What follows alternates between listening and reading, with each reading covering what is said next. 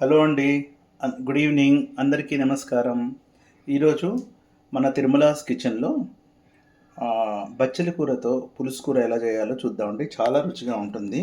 ఇది 2 రకాలుగా చేసుకోవచ్చండి. ఒకటేంటంటే ఈ పులుసు కూరని ఇలాగ ఉడికిచ్చేసి కొద్దిగా బియ్యపిండి కలుపుతారు. రెండో విధానం ఏంటంటే కొంచెం పప్పు ఉడకబెట్టుకొని ఇదంతా బాయిల్ అయిన తర్వాత దాంట్లో వేస్తారు. ఎలా చేద్దామో చూద్దాం. ఫస్ట్ ఒక బాణలి కావాలండి. దీనికి కావాల్సిన పదార్థాలు 2 కట్టలు బచ్చలి కూరని తరిగి పెట్టుకున్నానండి. ఎండుమిరపకాయ ఒకటి ఇలా చిదిమేసుకొని పెట్టేసుకోవాలి. 2 పచ్చిమిరపకాయలు, కొద్దిగా కరివేపాకు, ఉప్పు, పోపుకి ఆవాలు, జీలకర్ర, ఇంగువ, కొంచెం మెంతిపొడి. నేను మెంతిపొడి కొట్టి పెట్టేసుకుంటానండి, అది వేసేస్తాను. చింతపండు, రుచికి తగినంత ఉప్పు. ఫస్ట్ బాణల్లో 2 టేబుల్ స్పూన్స్ ఆయిల్ వేయాలండి. బాణలు వేడెక్కిందని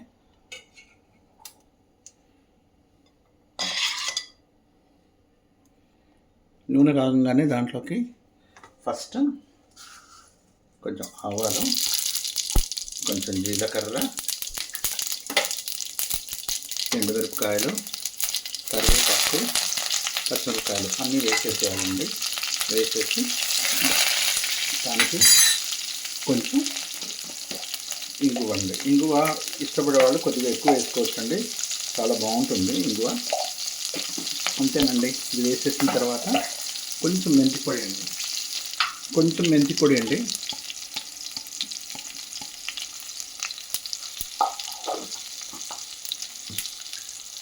ఇది కొంచెం పోపు వేగంగానే మనం తరిగి పెట్టుకున్న బచ్చలి కూరని ఇందులో వేసేయాలండి.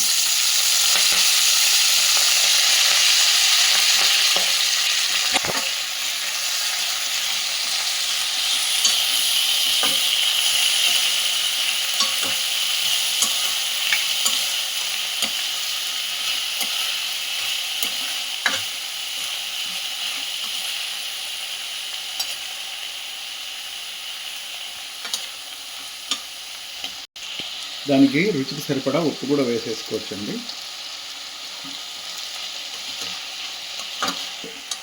బచ్చలి కూర తొందరగా వేగిపోతుందండి, అందుకని ఒక్క నిమిషం ఇలా వేయించేసి దీన్ని కొంచెం లో నుంచి మీడియం ఫ్లేమ్లో పెట్టుకొని దాని మీద ఒక ప్లేట్ మూసేస్తే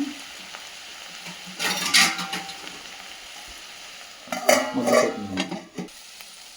ఇదిగోండి, ఇలా వేగిన తర్వాత దీనికి తగినంత చింతపండు పులుపుని బట్టి పిండుకోండి. కొంచెం దీనికి పులుపు ఎక్కువ పడుతుందండి. ఇలా పిండి పెట్టాను.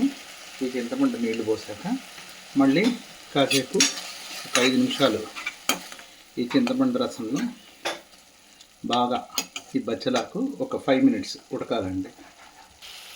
ఇదిగోండి, పులుపు కొంచెం దగ్గరికి వచ్చిన తర్వాత కొంచెం ముందే ఉడకబెట్టుకున్న పప్పు, కొంచెం కందిపప్పు తక్కువ పడుతుందండి. దీనికి ఇలా వేసేసుకొని దీంట్లో కలిపేస్తున్నానండి. పప్పు కొంచెం ఉడికించుకున్న పప్పు కూడా కొద్దిగా దీంట్లో వేసి కలిపేసుకోవాలండి.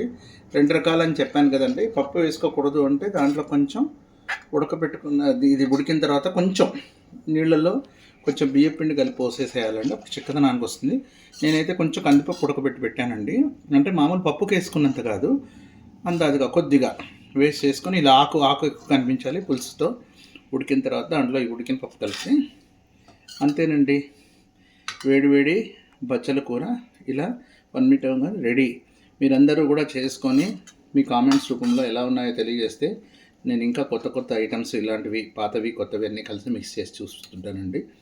మీ అందరికీ ఈ వీడియోని అన్నీ ఆదరిస్తున్నందుకు ధన్యవాదాలండి. దయచేసి అందరూ ఎక్కువ లైక్స్ కొట్టి మీ ఫ్రెండ్స్కి, బంధువులకి షేర్ చేసి నన్ను ఎంతో ప్రోత్సహిస్తారని మనస్ఫూర్తిగా కోరుకుంటున్నాను. ధన్యవాదాలు.